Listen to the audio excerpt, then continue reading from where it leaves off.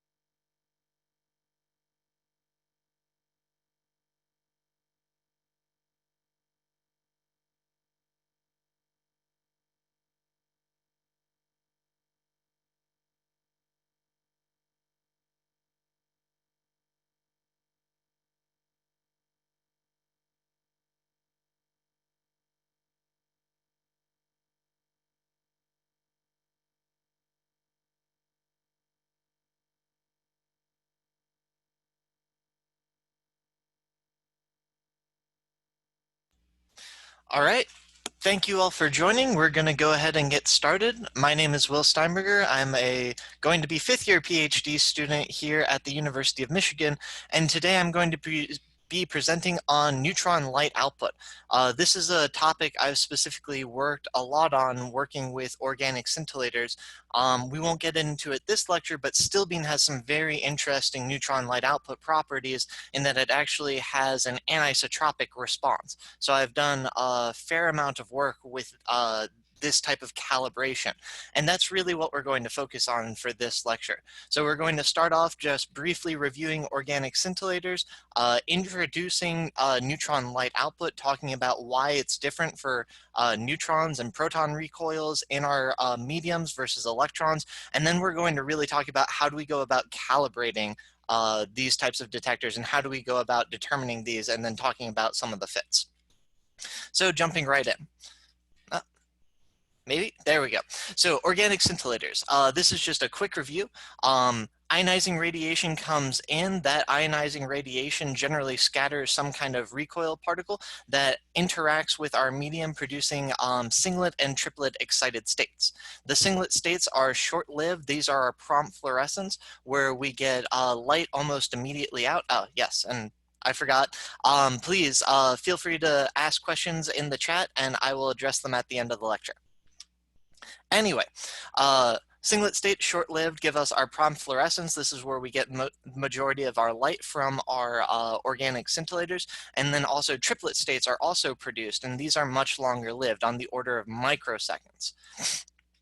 And of course, we can see the different energy levels on the right there, where you do have different vibrational states that can be excited. Generally, these sites de-excite very quickly to just the first singlet or triplet state through a non-radiative process. And generally, we're looking at, for light output, on the range of 10,000 photons per MeV. And generally, and I put MeV there for in terms of electrons for in this case. And we'll talk about why that is different for neutrons in just a little bit. But additional review, these singlet and triplet states give us very interesting interactions in that they will diffuse and can quench and annihilate. And specifically, triplet states can annihilate and produce a singlet state and then a ground state.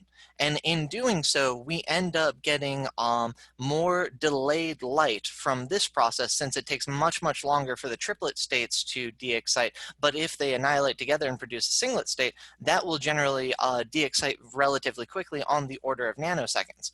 And this diffusion occurs when there is a very high stopping power, when the energy and when there's a significant deposition of energy in a short area, thus producing a high density of these states. And what this ends up doing is, for proton recoils that have significantly greater stopping power, that we'll just see on the next page, or on the next slide, that have much higher stopping power relative to electrons, you get a much higher density of these states that produces, in this case, a different pulse shape. So we can see here on the plot on the right, where we have an overlaid neutron and gamma ray pulse from still beam coupled to a J-series SIPM, silicon photomultiplier. And the interesting thing to note here is that the two pulses have the same pulse height. However, if we look at the tail of the pulses here, we can definitely see that we are getting a much longer tail. And this is because of the delayed light that is coming from this triplet annihilation, and thus that's producing the extra singlet states that are then de-exciting. Now let's take a look real quick at what the actual stopping power difference is. And we can see that here on the left. So EJ309 is a liquid organic scintillator that is very common, that is pulse shape discrimination capable, and has been used in many applications. And we can see here the relative stopping power difference between protons and electrons within this medium. And you can obviously see that especially as a function of energy, in this range, protons have a much greater stopping power than electrons. And this ends up giving us a very interesting response. So for instance, let's say that we are able to have a monoenergetic neutron source. Take a DD or a DT source, where we're getting roughly a 2.5 and then a 14 MeV neutron from each. And we are looking at the response of our detector. We'll actually see that given a 2.5 MeV neutron or 14 MeV neutron interaction, we will not get 14 MeVe of light output from those interactions. And that's what this plot on the right is showing us. So we can see electrons here give a 1-to-1 ratio, in that if you have 1 MeV energy deposition, you will get 1 MeVe of light output equivalent. However, for neutrons, we can see that it is one nonlinear and also significantly lower. And this is very important for understanding the responses of these detectors. So little introduction of why this is especially so important for our work.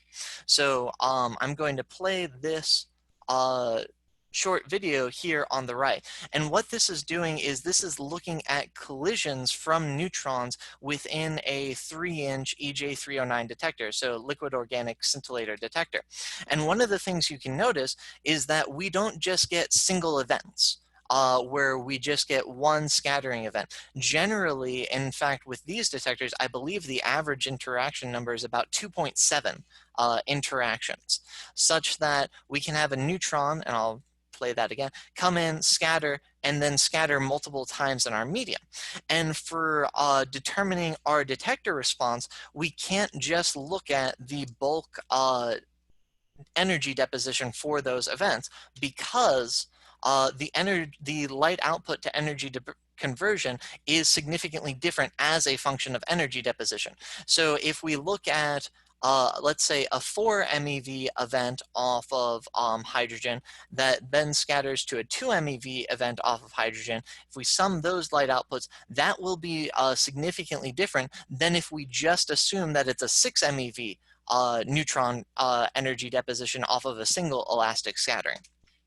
So one of the key understandings for being able to understand our detector response is knowing these light output characteristics. This is also very important for efficiency and knowing what minimum energy interaction can actually occur with our detector, such that if we have, let's say, a 50 keVE threshold, what light or what energy deposition does that correspond to, and to what degree are we sensitive to those neutrons?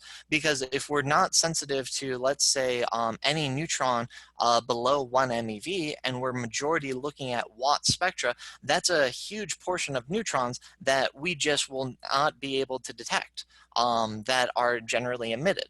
And this is also very necessary for doing things like spectrum unfolding or imaging, especially in neutron scatter cameras, things of that nature. So this is, and to be able to accurately model the response of our detectors. So question now becomes is, all right, we know that this exists. How do we actually figure out what our light output response is? So to do that, there are two different methods. There are more than two different methods. There are two primary methods that are used, where you can use a monoenergetic neutron source, such as a DD or DT source, and then just fit your data to those 2 points. There's also many neutron experimental systems where they can give you effectively groups of monoenergetic neutrons, and that you can calibrate off of that. I know I dare not say, I believe it is actually Ohio State has one of these facilities, as much as it pains me to talk about that. But one of the methods we use here, we have used consistently here at Michigan to calibrate these detectors, is a time of flight experiment. And a time of flight experiment is fantastic in that we can produce quasi-monoenergetic neutrons using a relatively simple setup. And I have a diagram depicting this kind of setup here, where we have a spontaneous fission source. Generally, this is californium-252 on what we call a trigger detector. And then we have some stop detector that is some flight path away. Now, this spontaneous fission source can give us neutron interactions and can give off gamma ray interactions. What we really want is to look for a gamma ray interaction in this detector followed by a neutron interaction in this detector. And what we can do is assume that this effectively, this gamma ray interaction, that first, that this gamma ray and that neutron interaction are correlated. They came from the same fission event. And then we can assume that this gamma ray effectively gives us our start time for the flight time of the neutron. And if we know this distance, and if we know the flight time of the neutron, we know its kinetic energy. And we can group neutrons based off of their kinetic energy, and we can look at a pulse integral distribution. And since neutrons below 10 MeV have an equal equal probability interaction or equal probability of scattering off of hydrogen at any angle, we know that we should theoretically be able to see effectively some kind of step function up to the full head-on collision of the neutron for elastic scattering off of hydrogen. And that looks something like this. So this would be the response of our detector to a monoenergetic neutron here, where of course we get some resolution effects at the end, but is effectively constant up to that. Now this is a very idealized view of this. What did these types of experiments actually look like? So here is a physical time of flight setup that we performed at the University of Michigan, where we have a californium-252 source, and then we have a trigger detector. In this case, this is a, I believe, 1-inch still being cylinder coupled to a Hamamatsu PMT. We have a 2-meter flight path, and in this case, we're measuring the response of 2 different detectors, comparing a still beam detector and then an organic glass detector. So what we do is we measure both of these detector responses over a rather long period of time. These measurements require significant statistics. But what we can do is then look at the response of our still beam detector and our trigger detector. And our still beam detector, of course, we're going to see our neutron band above and then our gamma ray band below, because we are sensitive to both neutrons and gammas. And we're going to see the same thing with our trigger detector, assuming that it is also a PSD capable detector. One of the reasons for using an organic scintillator in this configuration is because organic scintillators have very good timing properties and very good time resolution, such that we can group our neutrons very well. And I'll talk about that in just a minute. But our first step is, for this detector, our trigger detector, we really only want gamma ray interactions. And then for our still beam detector, we really only want neutron interactions. Well, because we have these two distributions, we can just apply those cuts. And now we can only look at those in coincidence, such that any coincident event where we get a gamma ray in this detector and a neutron in this detector is an event we want to analyze. And you can see how that cuts down our number of events drastically, but we definitely know that we're getting significant neutron interactions with our detector. Another thing we have to be conscious of is that even within these interactions, even though these are correlated in time and we've applied these cuts, so we're very confident that a neutron is in this detector and then a gamma ray is in this detector, we still have some kind of coincidence from the room. You can't really tell from this image, but this is a giant concrete room. So neutrons that are emitted that don't necessarily interact with either of our detectors can go and scatter within this room, bounce around a bunch, and then make it to either of our detectors. Same thing with gamma ray interactions, such that we have a phenomenon that I believe I talked about on the lecture on Monday briefly called room return. And there's a relatively simple method to account for this effect, and that is to perform what is called a shadow bar measurement, in which case we put a material that will moderate down and scatter down neutrons such that we're only looking at the response for our detector from the surrounding room. And you can see, I believe this is about 1.5 feet of polyethylene, which is plenty to moderate down and scatter out any given neutrons. And one quick comment about this method is that you can also see this diameter was matched to our still beam detector. One of the things that would actually be ideal is to have a cone from the face of our still beam detector all the way down to the point of the source. And that way we don't get any type of in-scatter. But using a cylinder in this configuration gives us a very good idea of what the neutrons are doing bouncing around the room. And what exactly does that look like? And we can see that here. So here I have a distribution for our time of flight and then also for our room return from the shadow bar. So we can see our net spectrum in time of flight in these circles here. And we can see a significant time difference because we've got a flight path of about 2 meters. Neutrons, to put this in perspective, I believe it's a 1 MeV neutron moves roughly at 1 centimeters per nanosecond. So to give you an idea of those flight times with that. And we can see in this distribution here that we do get some still misclassification where we have a gamma-gamma peak. But we can definitely see that we get some neutron interactions. And here we've overlaid with it the shadow bar measurement. And we can see that the shadow bar measurement relative to the time of flight subtracted distribution, we can see that many of these events, especially out here, are significantly delayed. And that's because it takes, in this case, the neutrons, or it could be also some chance coincidence, but majority neutrons, a significant time to be able to go scatter in the room and then scatter back into our detector. Now, one other note for these distributions is that we can see our binning with all of this, and the question becomes is how do we actually determine the binning for these distributions? And the easiest way to do that is to perform a time resolution measurement with these detectors set up. In this case, use a sodium-22 source and look at the width of the coincident spectra distribution there. And I believe for this setup, it was about 1 nanosecond time resolution that was used. So now that we have our net time of flight spectrum, which is here, we want to start breaking that up and analyzing it because each one of these bins effectively represents some neutron energy because we know the time difference for that energy and we know the flight paths of the neutrons, so we can figure out their kinetic energy.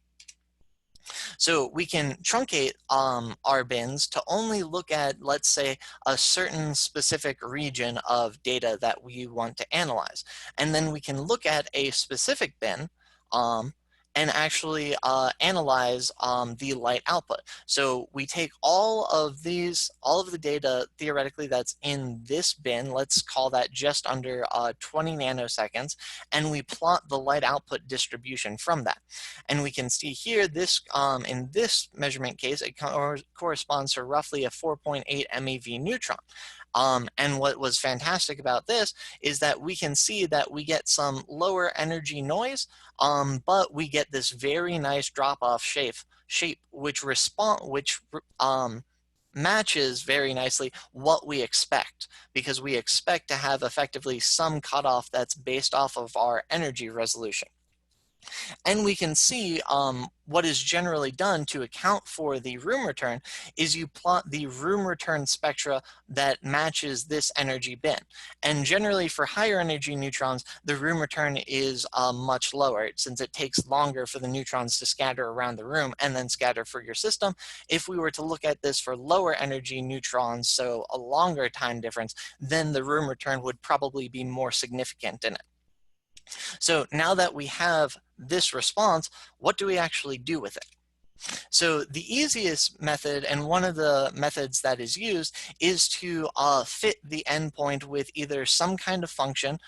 In this case, I have it overlaid with a skewed Gaussian, or generally an averaging function is used to figure out roughly what are the points across this distribution.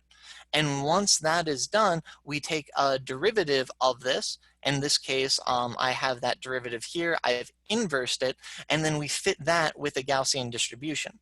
And we can see that a Gaussian distribution fits very nicely to that derivative. And we take the mean of this Gaussian distribution, so where we believe the inflection point is here, and we call that the neutron light output. So in this case, it's roughly about 1350 keVe for a neutron of about 4.8 MeV. Now, of course, these are not the only two methods, and I definitely want to point out that there are additional functions that are used.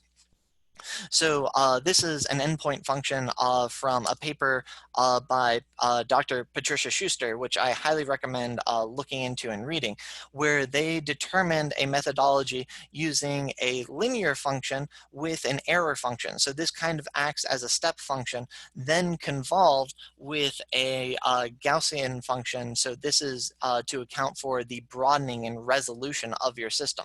And the very nice thing about this function is that it picks off very easily and fits to the entirety of the data to be able to determine your light output point for them. In our analysis, we've shown that both of these methods actually produce the same results within uncertainty. So they both are accurate and they both work very well. But just to give you an idea that there are definitely multiple ways of figuring out what the neutron endpoint energy is.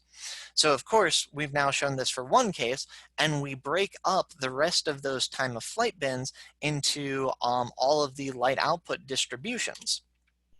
And you can see what that looks like over here, where this is broken up into monoenergetic, quasi-monoenergetic neutrons from 0.7 to 5.5 MeV. And we can see that, as expected, this moves as the neutron energy decreases. As we expect, the light output decreases. And this was a very nice result to show in that, yes, this does work out. Now we can take this data and we can actually plot it to better understand our detector response. And one of the things we then like to do is to fit this with a function. So when this was originally done, we can see that we were looking at some kind of polynomial functions or exponential or rational functions to fit this data to kind of get the shape. And one of the things that is noted here is that we can see, at least with some of the fitted data, there is disagreement along the shape, and then also especially at lower energies. So I mentioned that generally these detectors are not are sensitive to some threshold of neutron energy interaction.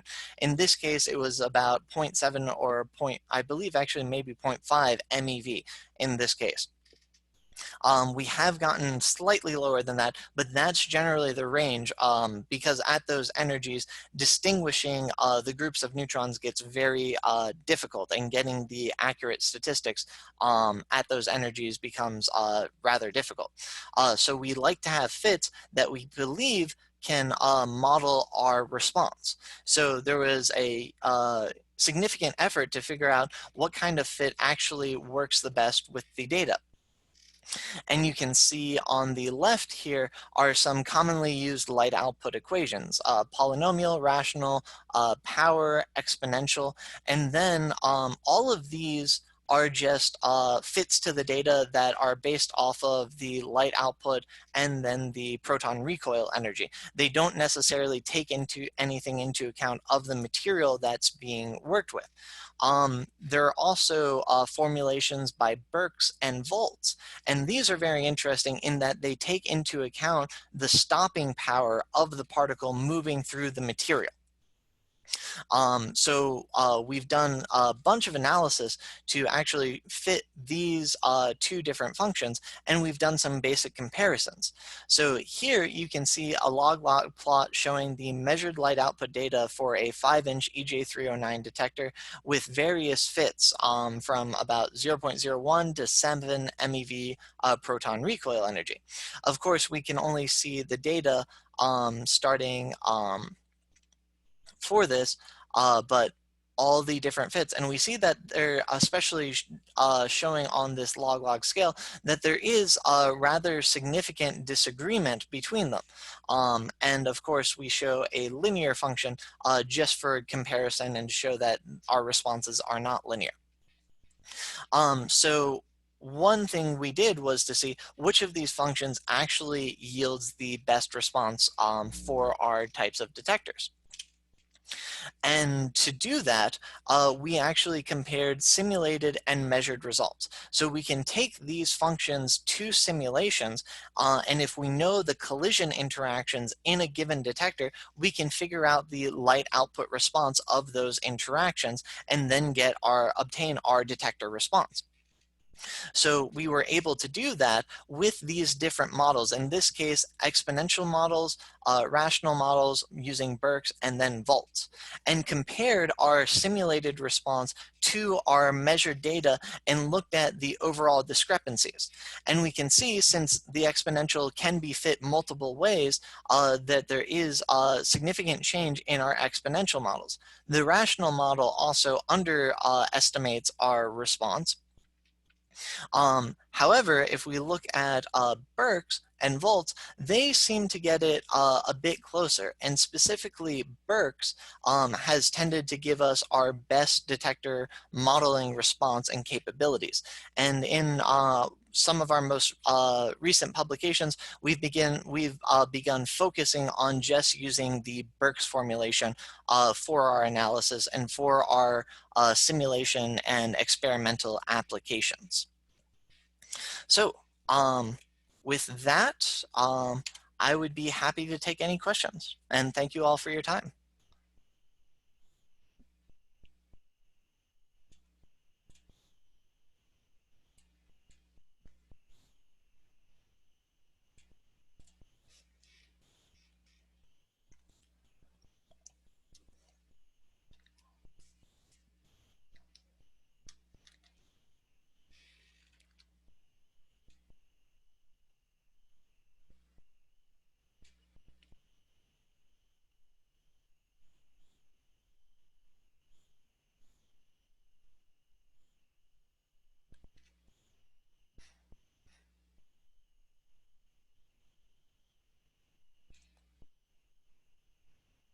Okay, from Jake Carter, thanks for presenting. What do you recommend for curve fitting and data manipulation? I would definitely say data processing, not manipulation. We don't want to manipulate results. MATLAB is very good for curve fitting and doing basic analysis. I also recommend Python. Python SciPy is very good. There's also, I use libraries lmfit, which is also fantastic in Python.